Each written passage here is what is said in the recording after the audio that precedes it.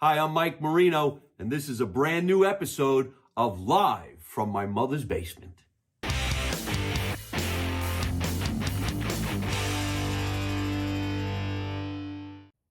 There it is. Okay, I did it. I'm Mazel tov. Mazel tov. What's that tell you? Are you Generation Z or what? I didn't even say welcome to the show yet. She took over. Want me to wait in the bathroom? That's right. That's what Jewish people do. Oh, she's the best. Ladies and gentlemen, good evening or good afternoon, wherever time it is in your neighborhood that you're watching live from my mother's basement. This is the studio here in Los Angeles, California. And right now, one of the funniest female entertainers, I say entertainers because she could do everything.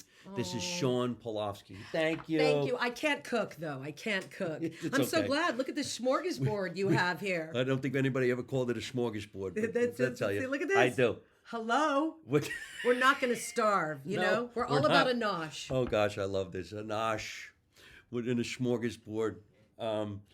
We have some food that we're going to be having while we talk about our careers and the fun, or her career and the fun that she's doing in her life and her world.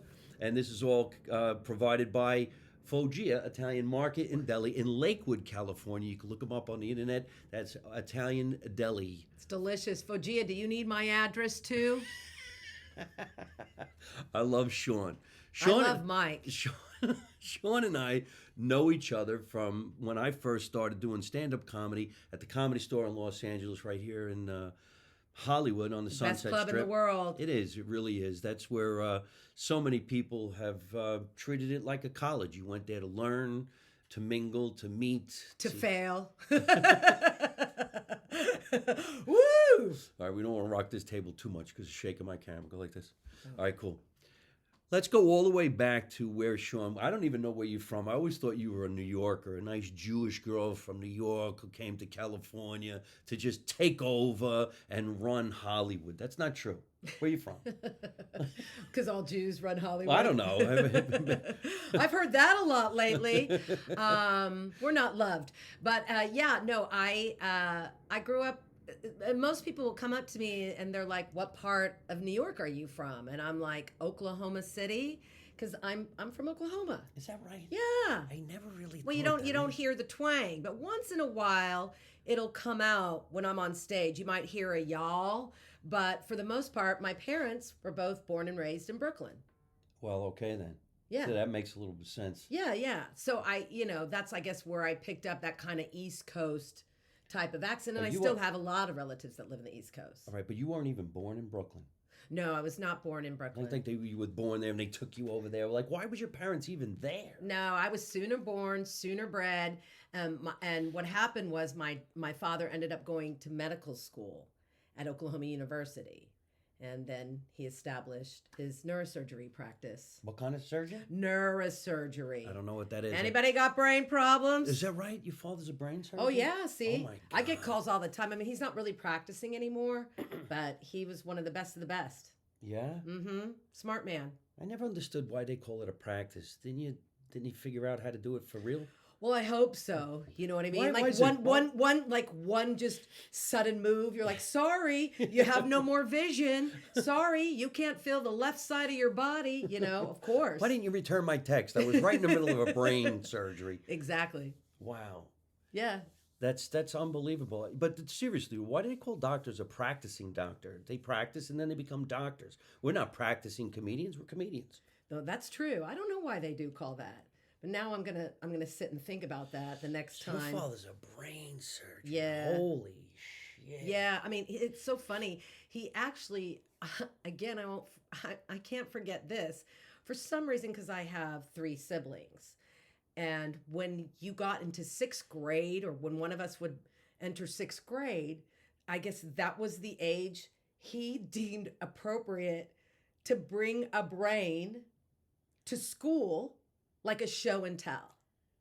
Was it a plastic one that pulled apart? No. Oh. A real one. So there I was, 6th grade. I remember we were in the gym and all the kids were like, Shawn's dad is bringing a brain.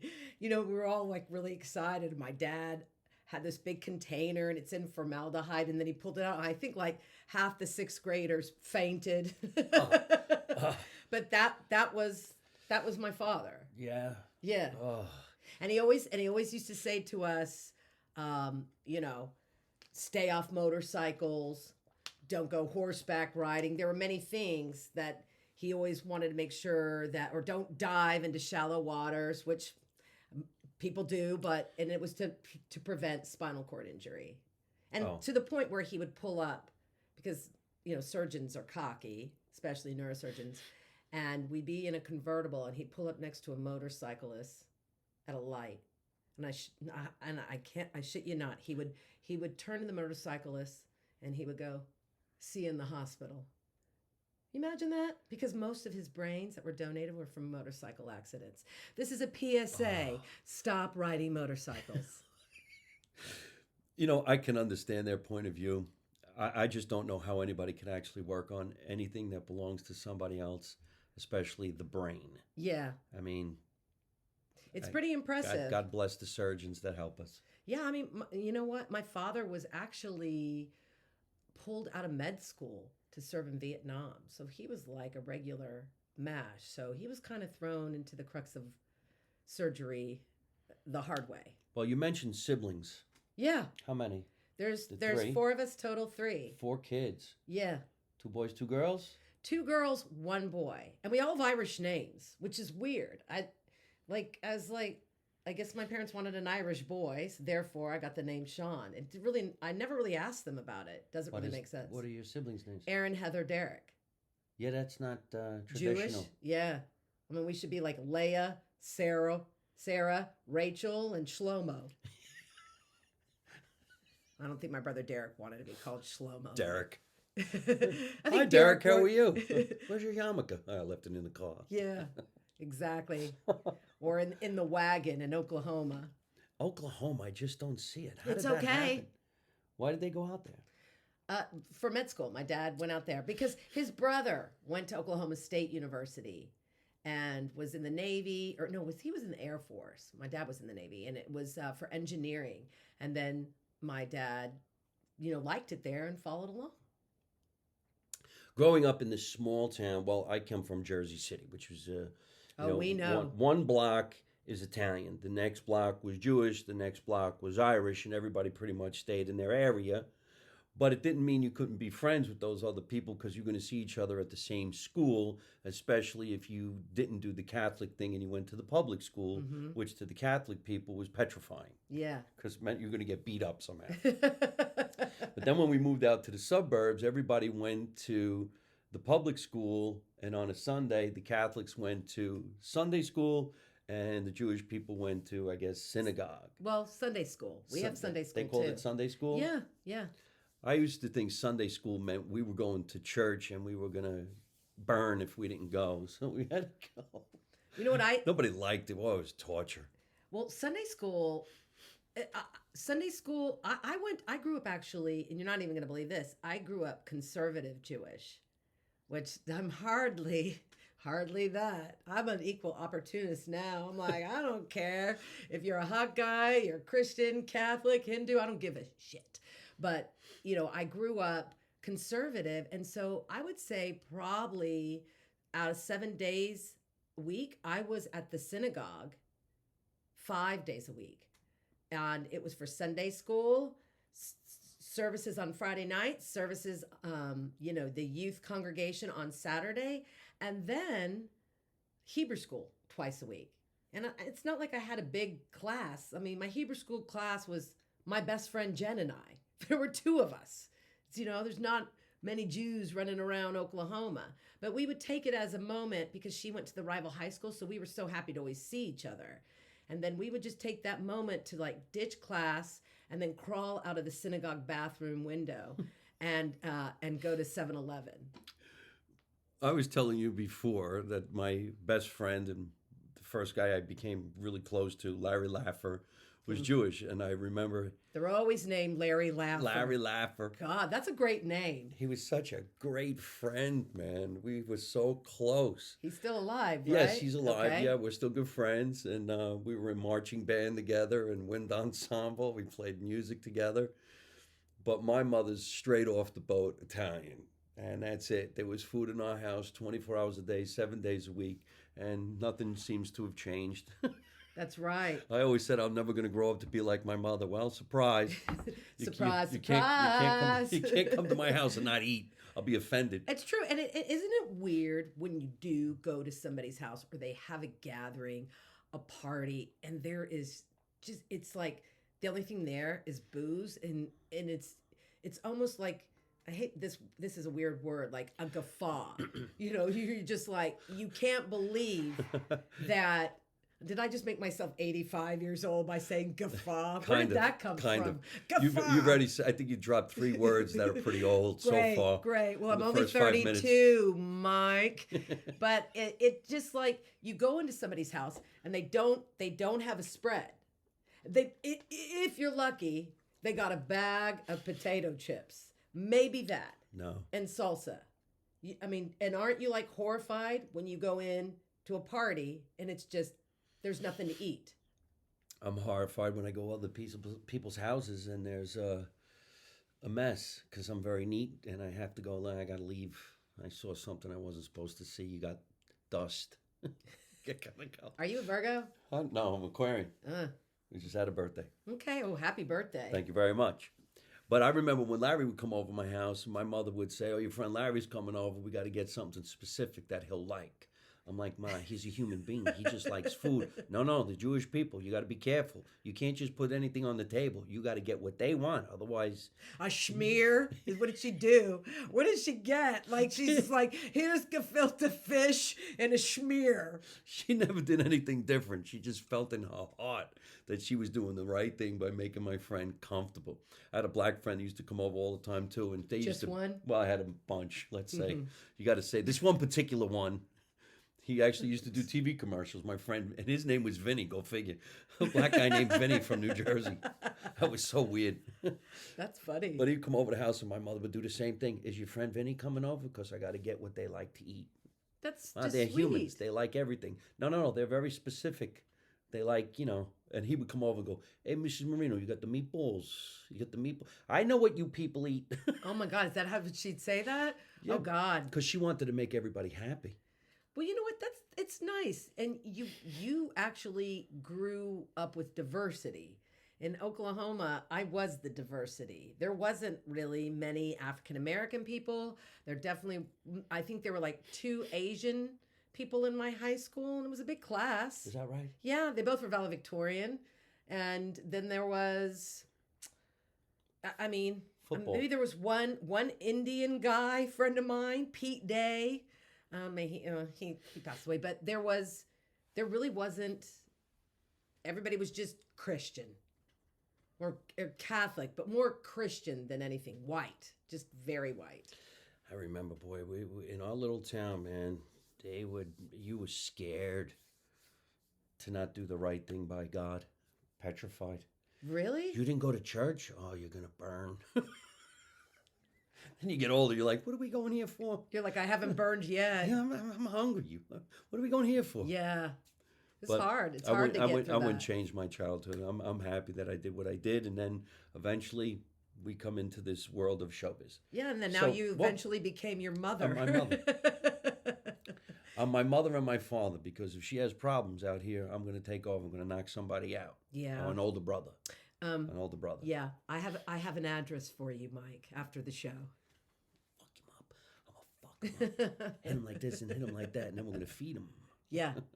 Not good food. Yeah. When did you decide that you wanted to be in the entertainment business? Did you do this in like high school and grammar school? Were you doing plays and stuff? Yeah. Yeah. In 2nd grade, I played the Wicked Witch of the West, and I was so excited. And I guess I was so excited, I melted before Dorothy threw the water on me. That's so cute. I gave an Academy Award performance, You gotta put that on TikTok. Do you have any footage of you being the Wicked Witch of the West? I don't think so. Could you imagine? Yeah. I'm sure people still see me as that, but I'm not wearing the makeup. But yeah, I melted before Dorothy threw the water at me, and I remember the audience laughing, and I loved the sound of it, and I just thought, oh, I like this. And I want to keep making people laugh. I came from a very funny family, and I always was always like so captivated by Saturday Night Live, and I would watch it religiously, and I loved the characters and the impressions, and so that was something that I just kind of would incorporate as a kid. And then of course, I was always like tried to be the funny role in the school play. And then when I was in drama class, I competed with a friend in humorous duets and would go to drama competitions and try and win fake trophies for I don't know. But yeah, it was just I knew that I liked making people laugh. I mean, I thought at first, I used to go on rounds with my father, and I thought I wanted to be a doctor, and then I was like, oh, I hate the smells of hospitals, so I guess this isn't going to work out. And I just took that, entertainment road, which is probably the one less traveled in my family, because if you look at my family, mostly everybody is a doctor or an attorney. Your brothers and Yeah. sisters? All we're missing in the stereotypical Jewish family is the CPA, but I'm the Hollywood aspect of it. I would say to this day, a good majority, if not a large majority of comedians are Jewish. Think about the days of the so-called Borscht Belt and the Catskills and all those Jewish comedians. Look at all the great Jewish comedians, and from Seinfeld, okay, all the way back to the classics. Yeah. And you can't really even think of why that would be. Maybe because they lived hard, I think tough they lives, trying to prove themselves blue collar. too. So they developed a sense of humor because the Jewish people, really always have to prove themselves and still do. I always thought Jackie Mason was one of the funniest guys alive. He I don't was know if you very liked him, funny. but Jesus, man, that guy was. He was very funny. And you didn't have to be Jewish to get his humor. He talked about his family, and everybody would take the ride. Yeah. I was really inspired as a kid. Again, I was mesmerized by Bette Midler. I mean, boy, I knew I was a gay man then when I should have known that there was just a gay man living inside me, ready to come on out. But I used to just watch her concerts, and they were like, a little bit bawdy and funny and yet sentimental. And I love the fact that she's not just a singer. She is an entertainer. She's an entertainer. A big one. There's the word. You could tell somebody's a stand-up. You could tell somebody's a comic. You could tell somebody's an actor, actress. Entertainer, to me, means you could do pretty much all of it. Mm-hmm. I could see you in a theatrical role. I could see you being in a comedy. I could see you doing a play. I could see you doing a TV show. I could see you live on stage. I could see you creating a show for somebody else. Hey, I've done all those. Well, go figure. Then I guess I was right by the word entertainer. Yeah. Puts it all together. And I think that all comedians actually should be entertainers Should be. than just be a comic. When you have a room, and you're really good at this, you always were inspirational. Every time I saw you get on stage, it's you commit 100%. And it's not just the jokes, but it's the performance. And that's why I do think that every comedian should definitely take some form of drama or acting class. They should definitely, and this is a must, do improv. I mean, I was trained in college. I was in Groundlings training at like 17. And I was in a class with Will Ferrell, who was a bank teller at the time. Oh, no kidding. Yeah. Wow. And it just was, even though I didn't take that sketch comedy route, and I was part of a sketch comedy company after college at Acme, but it just helped me be faster on my feet and a better performer. Especially when you're a solo performer and you get heckled. Mm-hmm. And you don't know what to do. I don't get that. I get heckled once in a while. Just you kidding. Motherfucker. I feel sorry for the person that does do it to me, You though. sons of bitches. Right? I'll follow you to your house. That's right. Under your car like Cape Fear after the show. Just holding on. Some people do heckle in joy because they're having a good time, but there's always that one person that you feel like going, come on, man, what'd you come out tonight for? Yeah. Please. What the hell's the matter with you? It's true. But what time, how old were you when you decided, you know what, I'm going to go to Hollywood?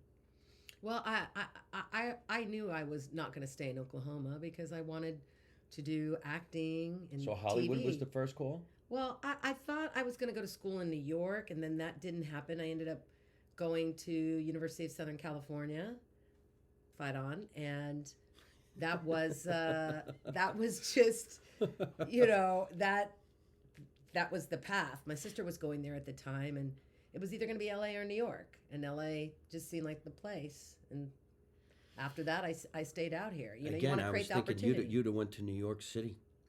But okay, so California. I didn't come to California to be a stand-up comic. I never thought I was going to do stand-up at all. I just wanted to be an actor. I trained as an actor really hard since I'm a little kid. I went to Herbert Berghoff Studios. Oh, I went to I the thought American that was a Academy. department store. Yeah, it was, wasn't it? Herbert Berghoff? I love that department store. No. Do you know when the next sale is? HB Studios. Now you're making me think I got my wrong school. You're thinking of Herbert Goodman. Sax Goodman? Bergdorf Goodman. Macy's. I went to Macy's for acting school. I'm the one that created the parade. I went to Dillard's. Dillard's. They're closing them all over the place. Of course, it's Dillard's. If I see a Dillard's, I don't even know what a Dillard's is. Dillard's was in Oklahoma. Like Really? It was a thing. Like we didn't have Macy's, we had Dillard's. Oh, Dillard's. Dillard's. It's what Macy's couldn't sell. Yeah. So you come out to Los Angeles, and was it stand-up the goal or just the business? No, it was acting, Saturday Night Live. That was like my path. So I went to sketch comedy and improv, and then, you know, I was part of a company, and we just weren't getting a lot of audiences in, and I was like, I need a better showcase for myself. And right when I graduated college, I also had taken Judy Carter's stand-up class. Right. And, you know, I enjoyed it, but it wasn't my main focus. And so maybe I would do stand-up like once a year. I didn't do it all the time. And then I'd be like, I'm a stand-up. But I wasn't, because I was so immersed in the sketch comedy path. And then, you know, I decided there weren't enough audiences coming in, and how do I get ahead? And then I was like, you know, I'm going to start doing more stand-up, because now this is just me not competing against other really funny people. And I had really funny people in my company. I had Alex Borstein, who is the voice on Family Guy for the mother, and she's also the manager in The Marvelous Mrs. Maisel. Oh, no kidding. So, you know, you have like dynamic talent, and you know, you got to step it up. And there are people like Dan Bukatinsky, Adam Carolla was there actually a little bit before I was there, but like there were so many people. So it's like, well, where do I create this showcase for myself? And I started doing more stand-up, like here and there. And with that, I remember, I think it was Luca Palenka that recommended me to the Comedy Store. Oh, really? Wow, there's some cool history. Yeah, another Italian. See? You gotta stick with the Italian people. Well, at least they tell you the truth.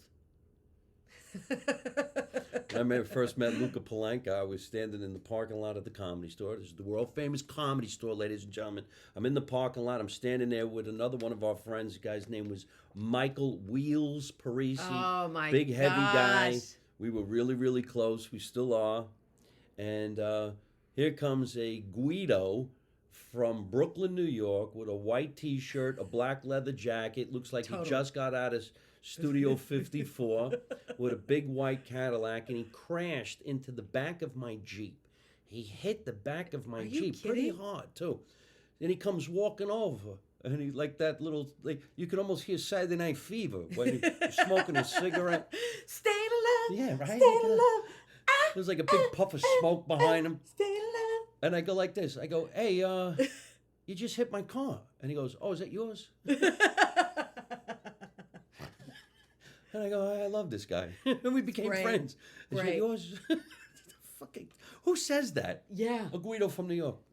One of the best people, though, you know, and I got a good story about that, because Luca married our friend, Tammy Pescatelli. Hi, Tammy. Right? So Tammy Pescatelli, Palenka, like, you got to love them. And where did they truly hook up and fall in love? My 4th of July party. You Oh, is remember that right? those? Yes. I remember the 4th of July parties.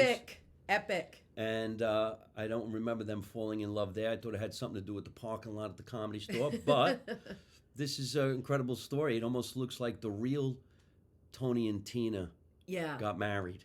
It was, actually 3 couples Oh, who? got met from my 4th of July party and got married. Who? No comedians that you know. They Oh. were all just like friends. Oh, people.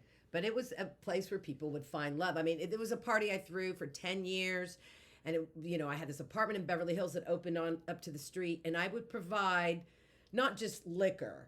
I mean, it looked like its own, like a pre-cocktail hour for a wedding. There was so much liquor and food. Talk about a spread. You see? You'd never starve. And we're talking for 600 people. I knew somewhere, somehow, food was going to be a topic of this conversation. And that's why I thought this would be a good episode to display some food, because we're going to start noshing. She would say nosh. I would say picking. Picking. Italians would say, "Are you going to pick?" You would say nosh, right? Yeah. Yeah. There is a place in California. It's called Foggia, which is a town in Italy. Foggia, Italian Market and Deli. They're really, really great people, and they always give me some foods that we could taste and have on the show and promote their place. So I have I've been some eyeballing it. Well, we're going to taste it now. So we have some mushrooms here. There's some mozzarella cheese. Wait, say it again. Say mozzarella. I would never. Mozzarella. Mozzarella. Okay, wait. What do you call mozzarella? Okay, because one of my best friends is Italian, and I love that queen. But when we got near, fried octopus, Ugh. or is it fried squid? Is it squid? No, What is calamari. it? Yeah. Calamari. Yes. Calamari. There it goes. He goes, well, I need some calamari. Like, I died. I'm like, what is that? I gotta get the And calamari. he did. He goes, like, they got delicious calamari here. Always. It's squid. Okay. It's disgusting. I don't know. I never don't like had it. seafood, so I just. I'm allergic to seafood. I don't eat none of that shit. Yeah, me neither. No, it's disgusting. Mm-mm. So here we have mozzarella, we got mushrooms, we got pepperoni, we got some crackers, we got some provolone cheese, which is going to start stinking in about 20 minutes. And then one of my favorite things is these, Oh, is that which is a stuffed pepper? cherry pepper. That And that's looks stuffed great. with garlic and What's whatever. this? And then I don't it's think this is- pepperoni. That's It's pepperoni. not that's kosher, the and I cheese. love it. Well, You know, if Jews love bacon. We're the ones that keep it. We keep the whole bacon industry going. People don't believe that. So fucking good. Mm-hmm. This is really good. Look, I'm eating on camera. Jews and Italians are really into family, especially around the holidays. Uh-huh. And it's all about food. Mm-hmm. What is food? Food is love. And boy, is this good. Mm-hmm. So, tell us about when you started playing the world famous Comedy Store and how that even happened for you. You're saying that Luca got you in there? Luca referred me. When I can't remember what year I was passed. I never really could remember the year or the date. I don't I either. think it was 93 or 94 for me. Because some people are like, what day and what They year know did you everything. get passed? And I'm like, I can't tell you what I did 5 minutes ago, more or less that day or that time. I just remember Luca referred me, and usually people would showcase on Sunday night at the Comedy Store in the original room, and the great Mitzi Shore would sit in the back, and she'd watch you do 3 minutes, and without fail, this was a thing at the store. You remember this? Would she be sitting in the back trying to watch someone, and what happens? A comic would come and cock block you and start yapping in her ear, hugging her so she can't watch, so she can't pass that person, so they can't take anyone's spot at the Comedy Store. And you can see that happening while you were doing your auditioning. Well, here's the good luck on my part. Mitzi was looking to bring on a bunch of new female comedians because she wanted to start a show up in the belly room, which used to be all female comedians, like probably back in the late 70s and early 80s. And she wanted to bring a whole new female lineup there. So she was really looking for women at the time. And so I lucked out. I got to showcase in the La Jolla location. She was there, Mitzi? Yeah, because she would go and stay in her condo sometimes there. So they're like, you're going to go down to La Jolla. I didn't get 3 minutes. I got 10. I brought, some friends to the show, and I was super nervous, like, oh my God, what am I going to do? What am I going to, and I get up there. I just was calm, did the 10 minutes, and then I was told, if she likes you, she'll call you over. If she doesn't, and you just and she doesn't stop you as you walk back there, keep walking. And so I finished my set, and I started walking to the back where she was. And then she reached her hand out, and I walked over, and she goes, because I did a Barbara Streisand impression, which I know you guys were all thinking, so let it go. I said it. I know. You too can break your nose 3 times and look like Babs. I'm just waiting actually for her to die in a tragic boating accident so I can play her in the biopic. Hi. It worked for J-Lo when she played Selena. Anyways, so I walk past, I'm like walking towards Mitzi. She puts her hand out and she grabs it and she goes, Barbara, which is not my name. But she goes, Barbara, you're very funny. Call in Monday. That was it. And I drove my friend's SUV. I don't even know how to drive big cars. And I didn't care that maybe I took a couple people down in the road. And all my friends were sleeping. I was driving back to LA like this. Like I couldn't believe that I got passed by the great Mitzi Shore. But that was just divine intervention that I wasn't in the shit fest. The Hollywood location to get an audition was just like a winning the lottery just to get the audition alone. Mm-hmm. And then to do the audition was treacherous because the room was filled with other comedians, not really people going there to watch a show. No. It was a Sunday night. It's all comedians. You would hope that Mitzi actually would show up Yep. to watch the auditions, and she sat in the one specific chair by the exit every single time. Probably way longer than we're even around in this business. Think about it. If I auditioned in 93, she had been doing auditions since the 70s? Probably. 70s, before it became the big, famous college. We called it a college. And people would interrupt a dysfunctional college. Very dysfunctional. Bunch of knuckleheads. Clown college. Clown school. Like a Votech. A Votech. Yeah. But you haven't heard those words in a life. So far I forgot the words I've said already. That's how old I am. I'm like, Votech. Who am I? I don't even know what a Votech is, but I think it means vocational. It's like yeah. When you go to school, learn how to work with tools. Yeah. Okay, so this is the way we were all doing what we were doing, but when you got that golden ticket and they said you passed, and eventually they scribbled out your name on the wall, that was it. That was like the highlight of your life at that time, and then you were part of that family. They did have the girls of the Comedy Store, Mm-hmm. and they even had a softball team at one time. They did? Yeah. Were you on that? No. A girls softball team. Thank you very much. What are you looking at? Jeff was on there. It's second base, huh? Throw the ball over here. No, I'm kidding. I don't want it. Could you imagine that?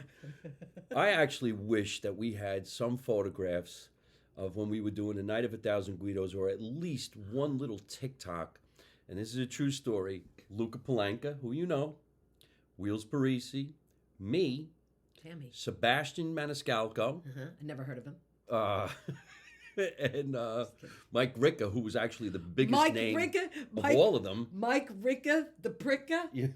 I can never not Mike call Ricca. Even if he messages me on any type of social media, he'll say something and I'll just go, all I can say is Mike Ricca, the Pricka. I don't know. It's like, it's terrible. I'm sure he's like, okay, Shawn, we get it.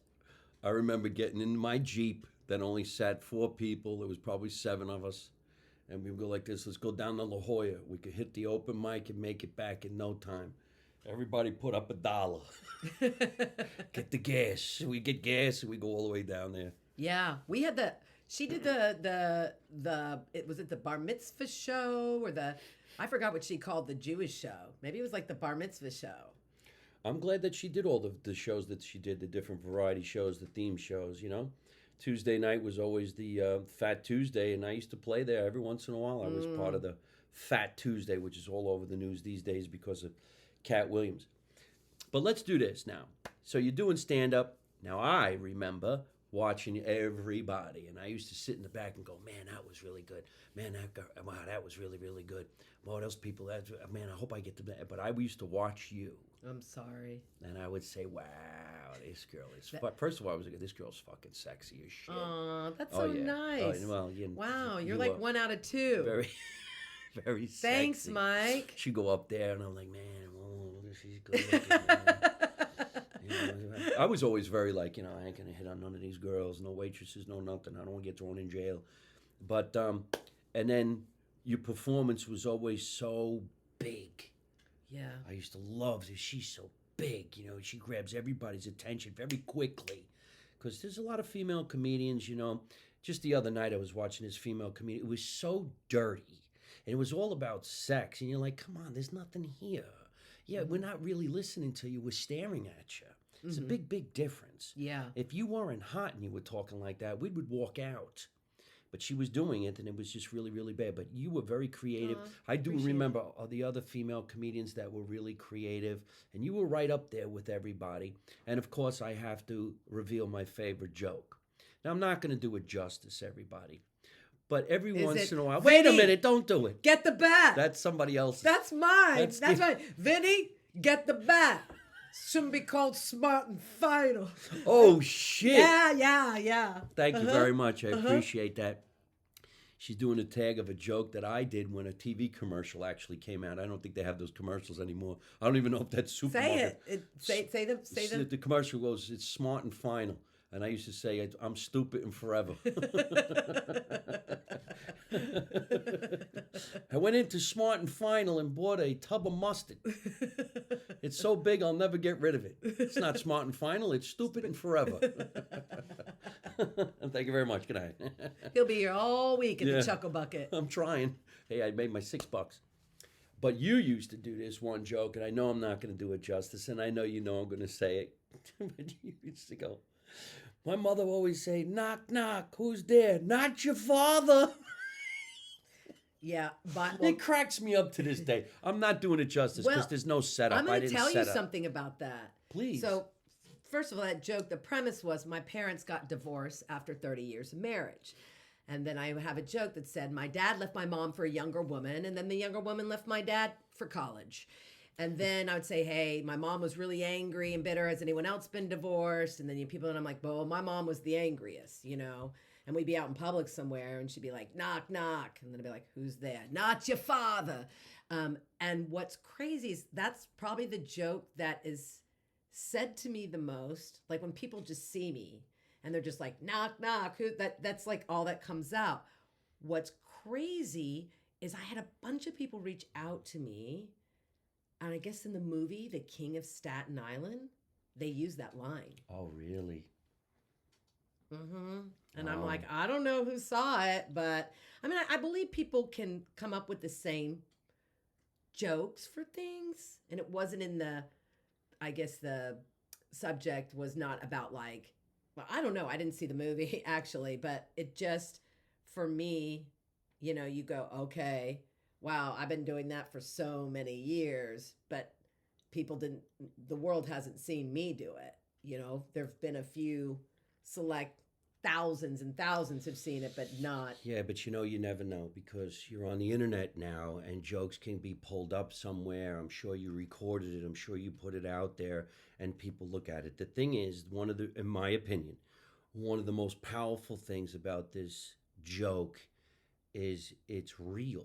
It's not a made-up joke. It came from your life. It came from your family, which makes people go, oh, my God, that's my family. Mm-hmm. Oh, my God, my mother said that. Oh, my God, my father said that. Mm-hmm. But what comedians do is they have the skill to craft it and make you hear it and go, oh, my God, she must know us. Mm-hmm. The thing is, she don't. She just knows. How did that thumb go up there? I don't Did know, you but see that? yeah, it's probably my mother. That was so weird. That was creepy. You That went was over your really head. weird. I know, like And that's in stone. I gotta like watch this.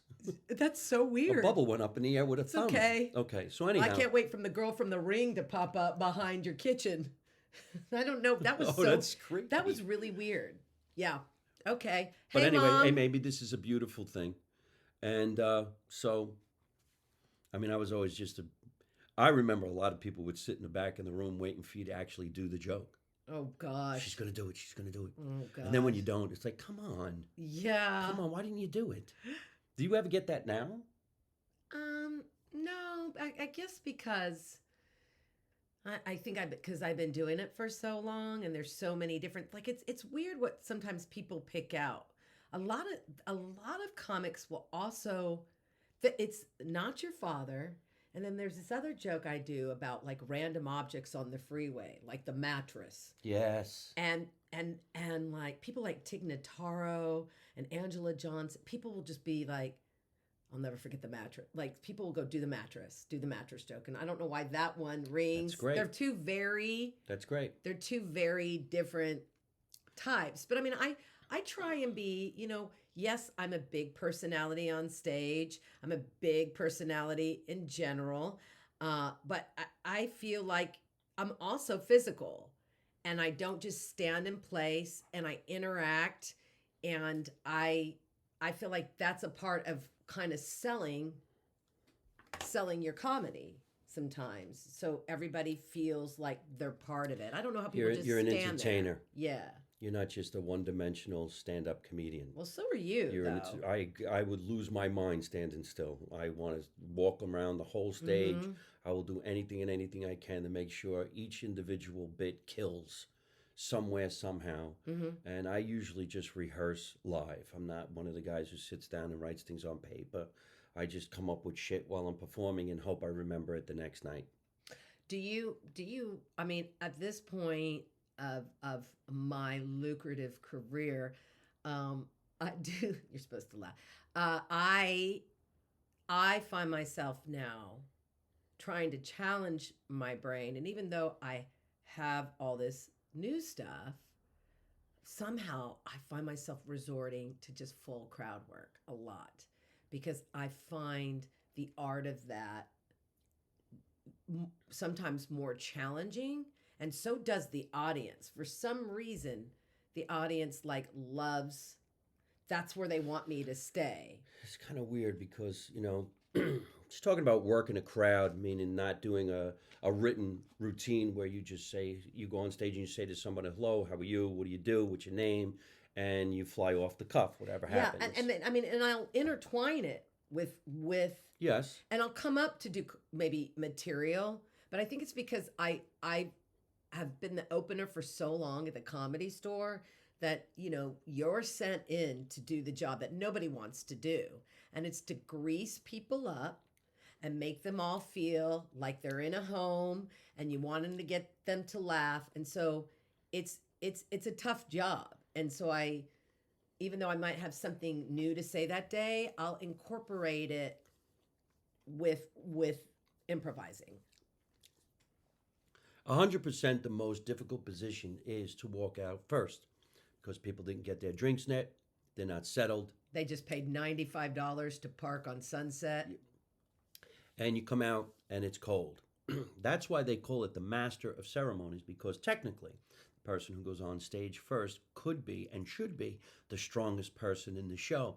They're the ones that are going to get their asses kicked to hand the baton to the next person who has the sweet spot. Mm-hmm.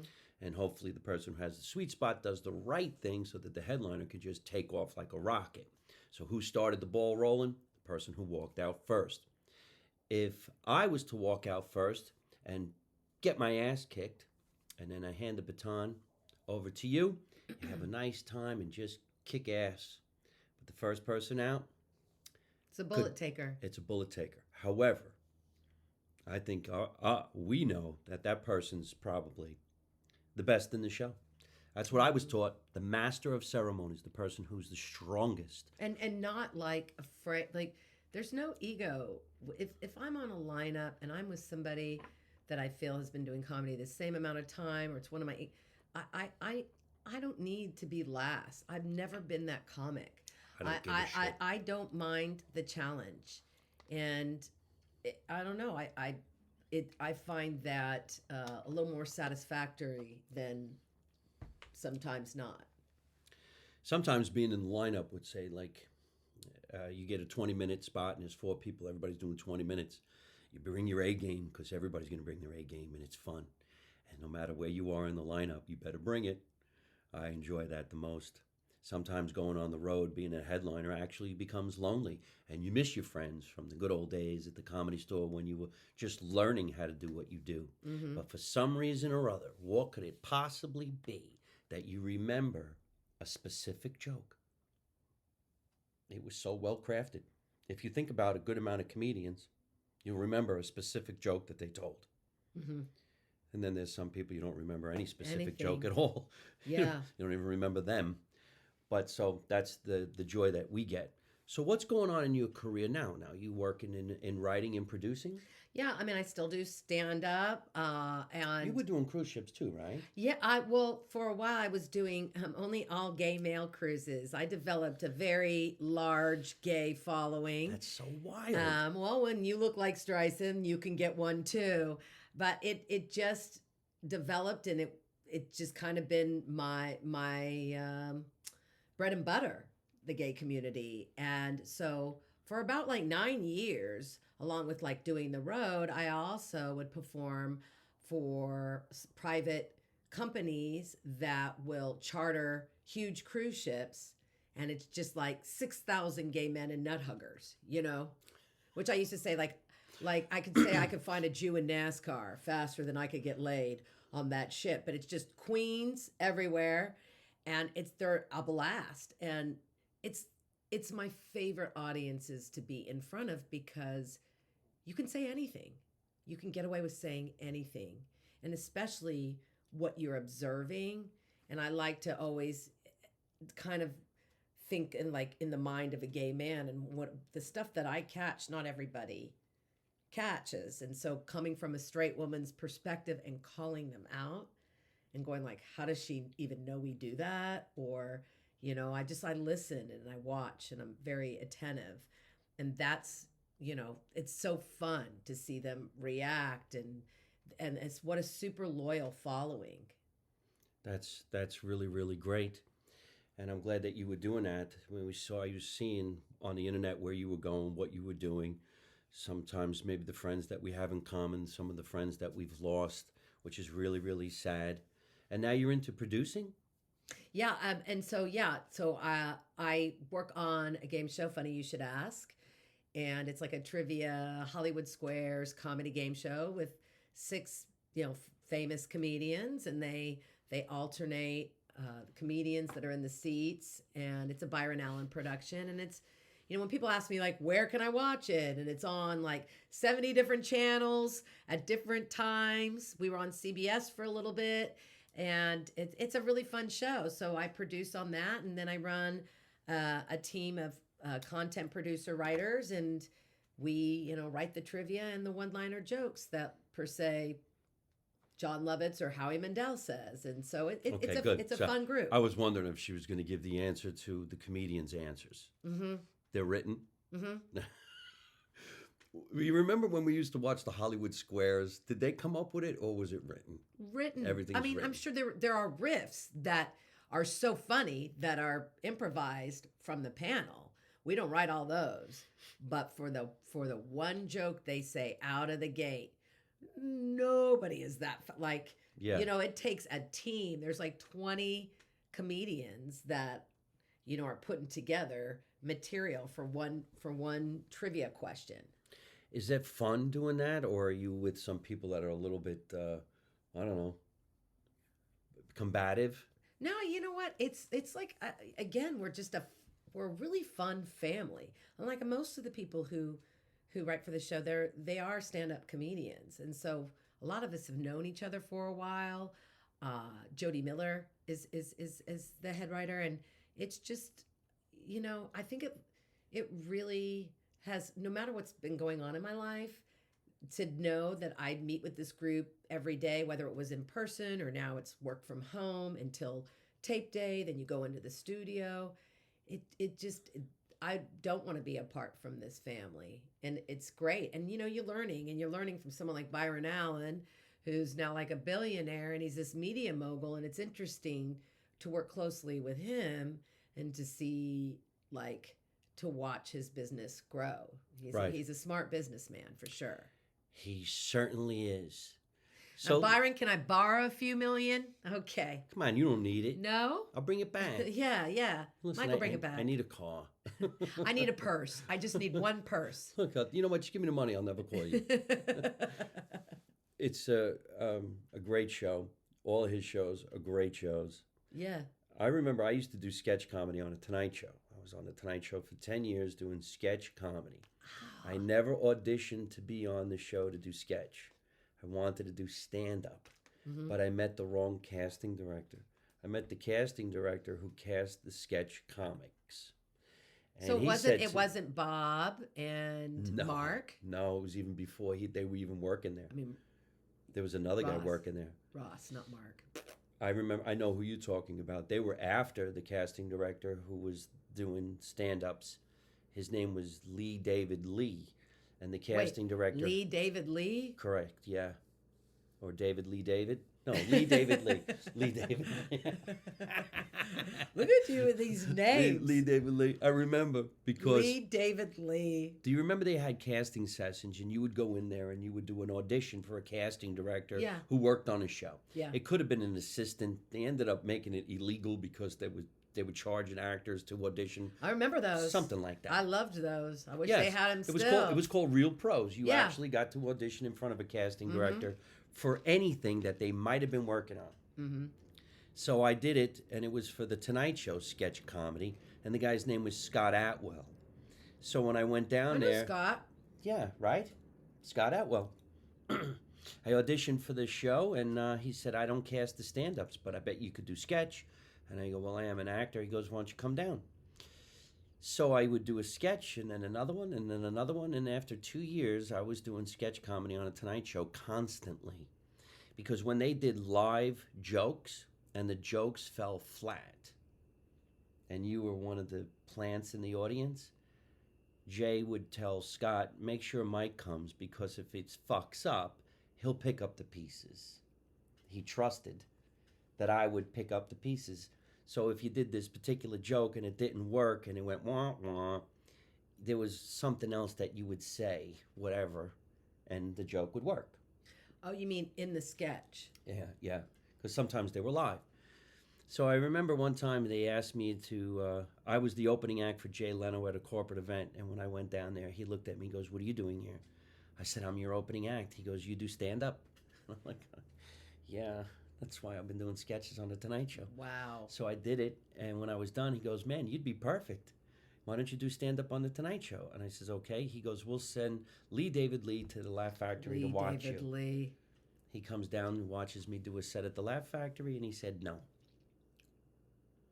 So I ended up doing more sketches on The Tonight Show. Scott Atwell said to me, don't ruffle anybody's feathers. Just keep doing the show.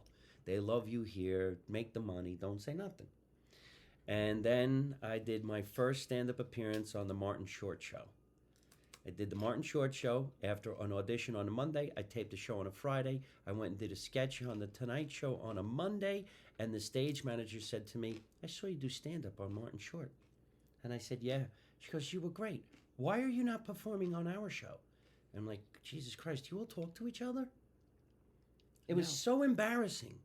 I'm like, well, help me, Lord. This is so weird. And so I just kept my mouth shut. Can you find someone that doesn't have Lee in their name twice? It's like the parents gave up. They're like, well, he'll be, is it Mark David Lee? Is it Roy David Lee? No, there's only one other option. Lee David Lee.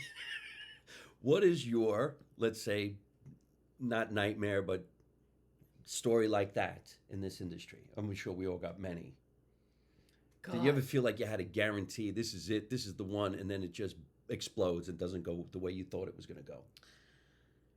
Well, yeah, there's so many. Where do Right. I begin? See, But okay. I think there was a time. Yeah, there was a time where I got a pilot, and it was crazy because I had totaled my car on the way to the audition, Oh, and but I got there, and it was for this NBC pilot, which was created. It was based off this Japanese game show, so you already know it's going to be wacky and crazy.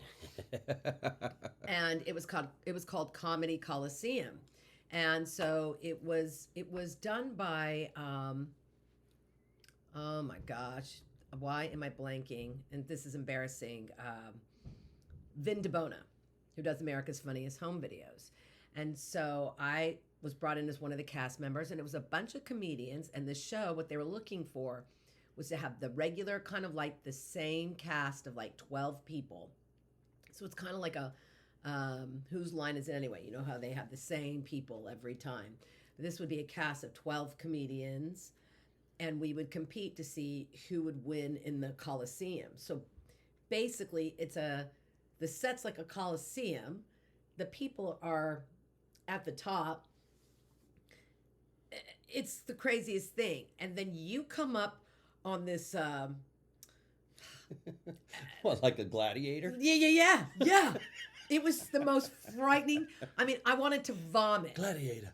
I remember who was on it, like Natasha Leggero, Freddie Lockhart, Tig Notaro, Aaron Foley. Oh, oh gosh, who's the guy who does? Oh, I'm blanking on his name, but he does all the faces on. Wow. So I just had a stroke. We'll be right back. Forget about it. Forget about. Don't talk forget like that. about it. We'll be right So, back after this commercial Yeah, break. yeah. So it just had all these great people who do impressions and I mean all types. And so you come up on this chairlift. Is it like a chairlift, right? Right, yeah. And is that what it's called? Like a lift, not a chairlift. A chairlift is like a skiing. A lift. Ignore me. So you come up on a lift, and then all of a sudden you're at the top, An elevator. and then you come down like these stairs, like the gladiator. Yeah. And then Dean, oh my God, Dean Edwards was the host. And there are categories. And it would be like jokes. And then it would be physical comedy, silent comedy, and impressions. And so everybody competed in rounds. And the winner gets $10,000. And I won the whole thing on the pilot, which was crazy because we called it, forklift. That's what we called it. The show should have been called Comedy Coliseum. Tig and I decided, and Aaron Foley, we decided to call it forklift and shit your pants because that's just how you felt when you were like going up. It just was the most, and the way they decided in the competition is you would do whatever you do, and then the camera would go on 5 random faces in the audience. And if those people were all laughing, then, it was how many people you could make laugh. So it's kind of like Make Me Laugh comboed with, I don't know, with a gladiator show. So there were so many elements, and we all looked frightened. All of us were like, oh God, what is happening? Like, what is this thing we signed up for? And I was just shaking in my boots. Yeah, I was like, why? This is the one thing. And I won it all. And I knew the minute that I won that, like, this show was not going to get picked up. Good thing you won. But no, you don't get the money Oh. if the show didn't get picked up. Oh, that And then the sucks. show didn't get picked up. Oh, shit. Yeah. Fucking showbiz nightmares. Forklift and shit. It was, but I just remember just going, ugh, you think like that's your moment. And then it was just such a crazy show. And when I go back and I think about all the people that were on it, Kyle Dunnigan. I don't know who that is. Kyle Dunnigan, know he does a everybody you mentioned lot so of far. impressions. Oh, yeah? And then every time Kyle sees me, it's so weird. Like, all he can say is, because he's a pretty big name, and he'll go, You won Comedy Coliseum, huh? Oh, look, it's the winner. Like, that was 100 years ago. Is that all we can say to me right now? You won Comedy Coliseum. Like, he was kind of irked that it wasn't him. I was like, that was 100 years ago, and it went nowhere. And you're welcome. And it's because I won it, it went into the, and probably needed to, because it's like a heart attack waiting to happen. Well, anything with gladiators and Colosseum might not be such a great idea. Crazy people. show. Speaking of impersonations, you know, you used to do Barbara. You still do it? Yeah. I mean, kind can you of. give They us saw a little bit of it. How do you do it? Well, what's in the show with your impersonation now? You know, I'll do her for a second. It just depends. What am I? I don't want to blow it because but I can remember you would always say Popple. Mm-hmm. Can I you would hear do me? that. Something like that. Yeah, I would do the. Can you hear me, people? Mr. Ziegfeld, I'm a bagel on a plate of onion rolls. You know, Sadie, married lady.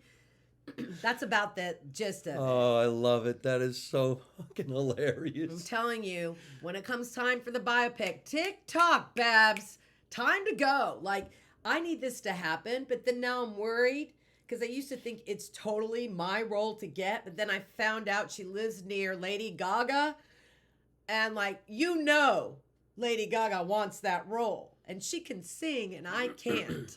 Holy shit. Wow. So it's going to be me and Lady. It's a great impersonation. And Leah Michelle, get out. She's done enough, and I heard she's hard to work with. Yeah, it would be easy. I could play, I don't know, somebody. Who am I thinking? Who you could play? No. I'm thinking of The Way We Were. Oh, you're thinking like What's his name? Ryan? Yeah. Ryan O'Neal? Yeah. Gosh. I can't even believe. I was going to say Omar Sharif. I don't even know who that is. No, right. I do. He was in Funny Girl. It was the thing. Mm-hmm. Funny Girl. So tell everybody, if you don't mind, where they can find you on all social media so they can come and watch you do what you do. You can find me on all forms of social media at Shawn Pelofsky. It's a mouthful, SHAWN Pelofsky. There's just no good way to say it. And my website is a little bit easier. It's hahachick at AOL. Oh my God. Ooh, did I say that? That used to be my email. It's hahachick.com. hahachick.com. Oh, I really aged myself. Does anybody have AOL anymore? No. I got Hotmail. No one has Hotmail either. I have Earthlink. No. Remember Earthlink? No, Earthlink. Oh my gosh. Jeez, I remember going to the comedy store. There was no such thing as a cell phone. And I had to call long distance, so I went into the office and I took their phone. Hey, Mom, get out of bed. It's Michael. Hurry up, we can't afford this phone call. Get rid of Mike. He called his mother from the comedy store. Who called this phone number? Who called Jersey? I remember when I said to Mitzi, she goes, you keep doing these impersonations. I don't know why you do it. And I go, because that's all I got. I'm an actor. I want to do impersonations. She goes, you're not telling me who you are. And I go like this, let me tell you something, lady. I don't even want to be a comedian. I can't stand doing this shit. I fucking hate California. I can't get a good slice of pizza, and I'm always in fucking traffic. How's that? And she goes, fine, you're a regular. What? What? That's pretty much how that happened. Really? That's how yours happened? Kind of, yeah. But you had a showcase in front of her, right? I did, yeah. And I had wheels blocking everybody from talking to her while I was on stage. See? You gotta, right? You gotta hire somebody to do that. Don't talk to Mitzi. Mike's on stage. Little elbow here and there. Meantime, I'm calling Joey Buttafuoco. Can you get this dent out of my car? Who did that? Luca Palanca? Hey, what are you doing at the Rainbow? I mean, tell him we got stories. I think everybody owed me money. I used to hear this all the time. Romero, can you spot me 20? How Italian of you. Can you spot me 20? Here's Joe Diaz. Romero, can you spot me 20? What'd you do with the other 20? Isn't that still Joe Diaz? Joe Diaz. God, love Uncle Joey. Mike Ricker. Mike Marino, man, can you spot me 20? Spot me 20. Wow. What the fuck do you guys all do? Yeah. we I never asked you for money, though. I'll give you money. I don't have any money. let's perform together and do a show together. I think would we love could that. be like Well, brother I and saw you performing with brother and sister. with Joe from Real Housewives of New Jersey. Oh, Joe Gorga. Yes. Showbiz. I mean, I was just like, oh my gosh, Mike has arrived. I loved all that. Oh, you did? Oh my gosh, I'm a huge Housewives fanatic. Oh, is that right? I mean, what else am I supposed to do? Work? But it is, yeah, I'm Joe obsessed Gorga with all reality calls people. me up. He goes, I want to do stand-up comedy. He says, who are you? He goes, I'm on the Jersey Housewives. I go, I've never seen the show. I never saw the show. And I go, who's your sister, the one that flipped the table? So after a couple of years, we became really good friends. I trained So the how did he shit out find of you? him. People, the internet. And then we talk all the time. He still wants to do some stand-up, but the show is just out of control. And his audience is mostly young girls that want to just watch him take his shirt off. Joe Gorga? He's jacked. He's in great shape. They want to see him take his shirt. Right.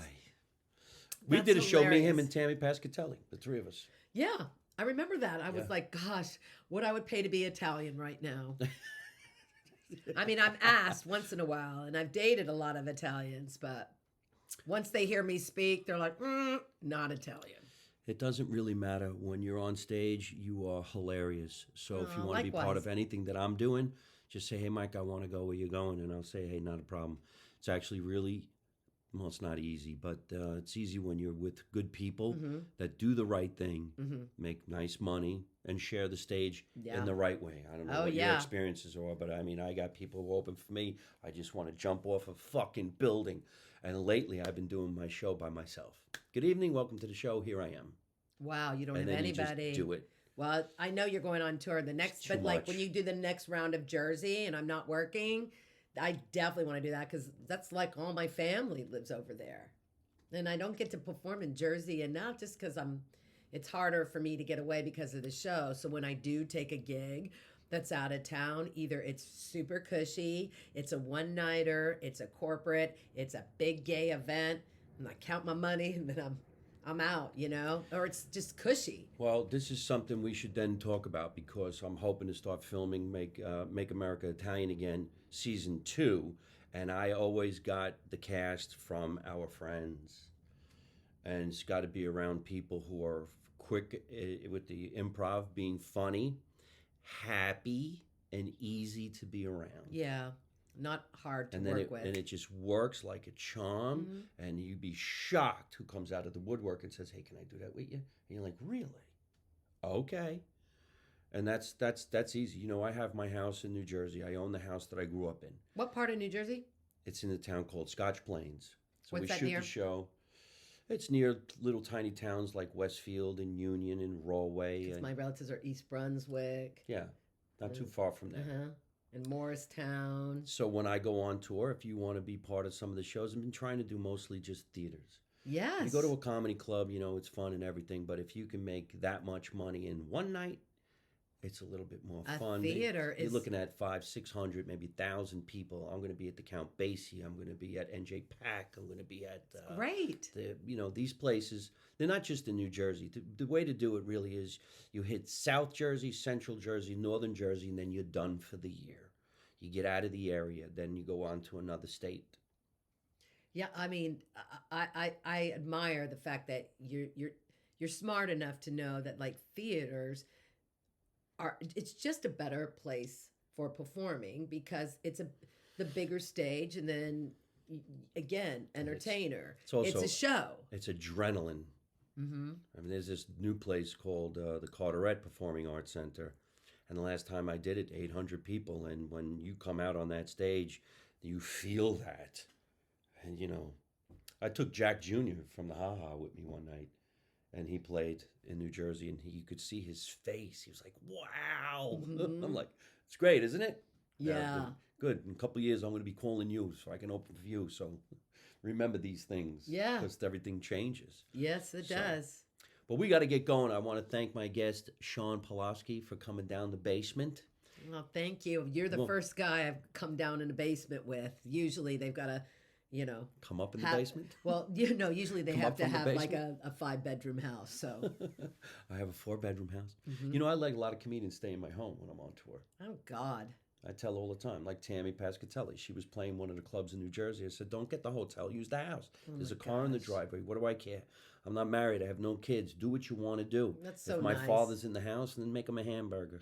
It's easy, right? A meatball sandwich, Your Mike. there's one over there. It's got her name on it. I always buy everybody meatball sandwich. I love the balls. The gays taught me that. Say your website one more time for everybody. hahachick.com. hahachick.com. HACHICK.com. Yeah, she spelled it for you.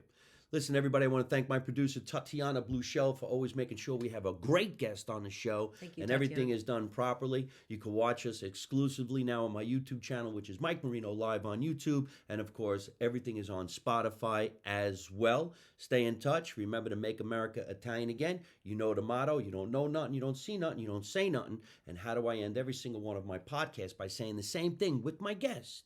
Don't take no shit from nobody. You ready? Don't take no shit from nobody. Man, you really meant it. Hey, folks, I hope you're enjoying watching my podcast live from my mother's basement. We're having a lot of fun, and I'm going to have a lot of great guests on the show in the future.